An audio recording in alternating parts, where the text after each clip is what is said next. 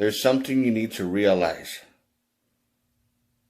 about good and evil. Something you really need to realize. Then answer me this. For years, peace has reigned in the land. Crops grow in abundance. There's no want. Every one of my subjects enjoys his portion of happiness, justice. Tell me, Merrin, have we defeated evil? It seems we have. Good and evil. There never is one without the other. Where hides evil, then, in my kingdom? Always where you never expect it. Always.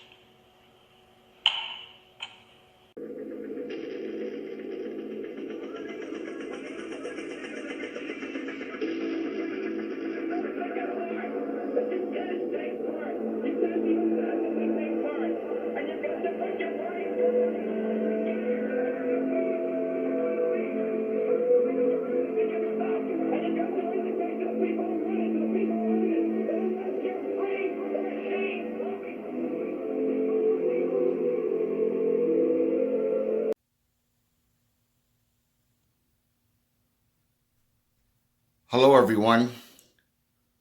Once again, this is Dare to Speak. It seems too logical to me, and of course, illogical for about, I don't know, I would say most people would probably think this. When it comes to the whole concept of good and evil, many people are actually conditioned, mind conditioned into believing that good will always conquer evil no matter what. And of course, people that are very cynical will actually think that evil will win because the way things are happening here in this world and things like that. That part is not really as often preached, I guess, or whatever you want to call it.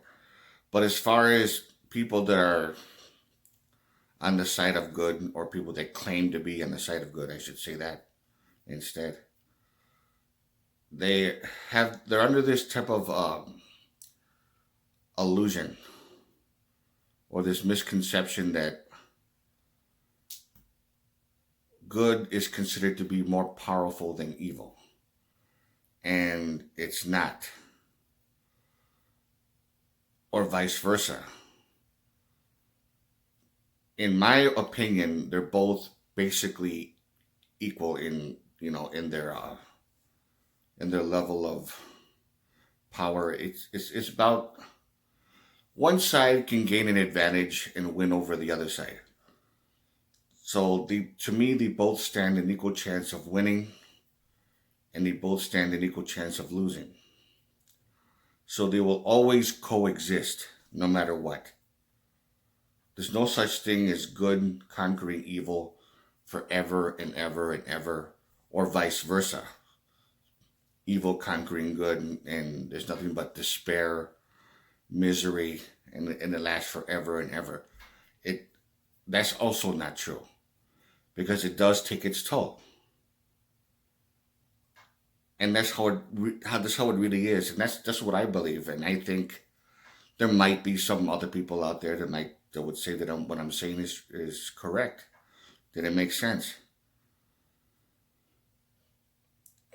Now, even for people that are favoring the side of good and things like that, sometimes there's also arrogance. And sometimes they could be full of themselves, or they could be a little bit hasty or whatever. Good can actually take its toll. And then they'll actually be so occupied on how badass they are, or how, or in a very arrogant way, how much control they have. They, oh, we conquered evil, we conquered corruption, we did this, we did that, or whatever the case may be, depending on the scenario, or what it is. They don't pay attention to little bit of leaks here and there in which somebody could actually take advantage of. Now, we learned this from history.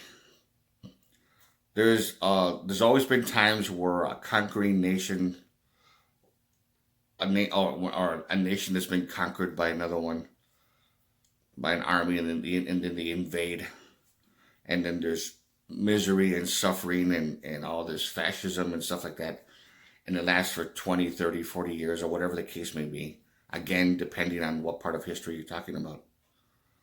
And sooner or later it's going to take its toll. Something's going to happen. Some people are going to notice a little bit of weakness, or something they could actually exploit. They rebel, they fight against it, and then however long it takes them to win, they win. Especially if they know what they're doing. And that's happened through history. And it also happens in, I could give you an example that even when evil takes a chance, notices an opportunity to conquer, or any kind of corruption, like when the Ming Dynasty, when they were known to be, well, I guess you could say the good guys if you want to look at it that way, because when they rebelled against the Mongols, the peasants uprising, and then they basically won their freedom, the Han rebels, and then this happened in 1368, and then that's what started the Ming Dynasty up until 1644. Now, what led to their downfall was a bunch of different reasons, but the thing about it is there was corruption that stirred within the Ming Dynasty, within the Ming government. There was corruption, and then their enemies. In this particular case, it was the Manchus,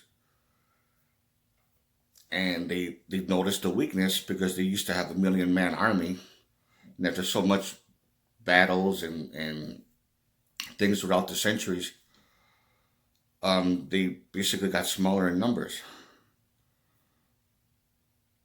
So there was a lot of betrayal, there was a lot of corruption, and then that's how another country, or not country, but another region of the country actually comes over and takes advantage of that weakness, and then they conquer the nation. And we also see that with other situations, like the fall of the Roman Empire. I mean, good or evil. I mean, I'm not going to get into which side was good or which side was evil. I'm not going to get into that. But the point is, when an opportunity presents itself, they take it, and then they exploit it, and then they win. So my point is just because someone is on the side of good doesn't necessarily mean you're always going to win just because you're good. And I'm bringing up like the whole idea of Christianity and the belief in God. With all the bad things that are happening, just because someone, has their devoted faith in the Bible and Jesus and stuff like that, not to worry. Just be on the side of God or this and that, and then we'll conquer evil, and then the chosen ones or whatever that are loyal will be rewarded for it, or something like that. All this kind of crazy, lunacy. It's pretty stupid. And to me, it's basically Darwinistic. Those who have the advantage are the ones that are going to win. Plain and simple. those who have the advantage.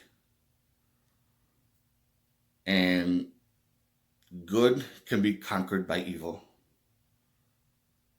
Evil can be conquered by good. And it's all based on advantage, opportunity, good planning, all this, strategy and all that kind of thing, all combined into one. That's what really causes someone to become victorious over their enemies. And it has nothing to do with alignment. It has nothing to do whether this particular group or whoever they are on the side of good, and they think that just because they're in the side of good, and you even see this in the Crusades. Those were more righteous than the Muslims. If those are devoted, warriors of Christ, they cannot be beaten and this and that, and they don't care if the odds are against them. They're outnumbered by their enemies just because they're Christ or Christ followers, you could say it. That automatically it's going to give them some kind of advantage. When what gives you advantage is common sense and knowledge. It's basically Darwinistic. It's Darwinism. Those who have the advantage are the ones that are going to win. And, many other factors that pertain to that.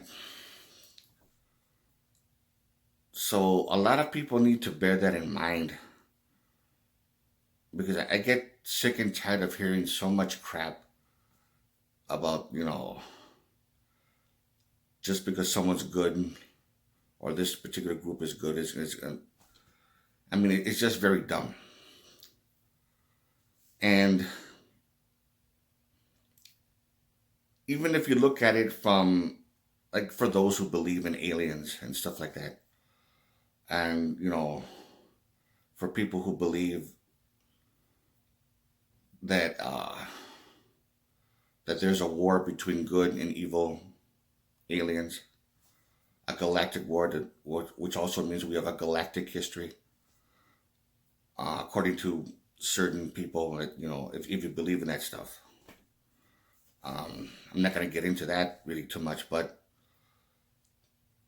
even if you look at it from a science fiction point of view too, just because a particular group of aliens are like lawful good or whatever, doesn't necessarily mean they're going to win over the corrupted evil ones. It's all about their strategy, their planning, or whatever, how badly they want to win, what kind of advantage they have over them, what kind of weakness can they exploit. That's what it really comes down to. And that's also part of Darwinism in that sense. So, I don't know, to me it makes sense. It makes a whole lot of sense. So I would like to hear your opinion on that, for those of you who want to make a comment. If you like this video, give it a thumbs up. Questions or comments, you know what to do. Oh, and I almost forgot, which is also very important. And I know a lot of people are going to probably get pissed off on this particular thing that I'm going to say on what is really considered evil. Now, again, it's my opinion. And maybe some people may agree with me on this one, but I know a lot of people are not going to. True diabolical evil is something that most people will probably never take notice of. They think they know what real true evil is from all the things that we see in this world with corruption and murderers, rapists, and people that are doing ritual abuse and ritual stuff, killing people in rituals, sacrifices and stuff like that. And there's things that are a lot deeper in that, and true diabolical evil is actually hiding in plain sight. It's hiding in plain sight, and we don't take real serious notice of it. Most of us don't. But there's some that do, and if they were to speak out and say something, they'll be ridiculed. They'll become an outcast. It's like what it'll be like someone saying that Lucifer is actually the good guy, and God is actually the evil one, because based on the original Bible and stories like that, God is really the evil, self-centered, arrogant prick, and Lucifer is actually the person who's trying to help humanity and stuff like that. Now, if someone were to say that, just imagine the ridicule that person will get. That's just an example. I'm just giving an example, that kind of thing. Well, anyways,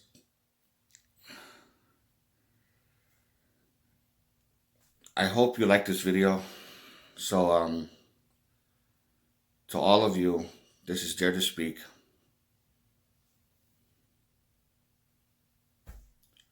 Take care.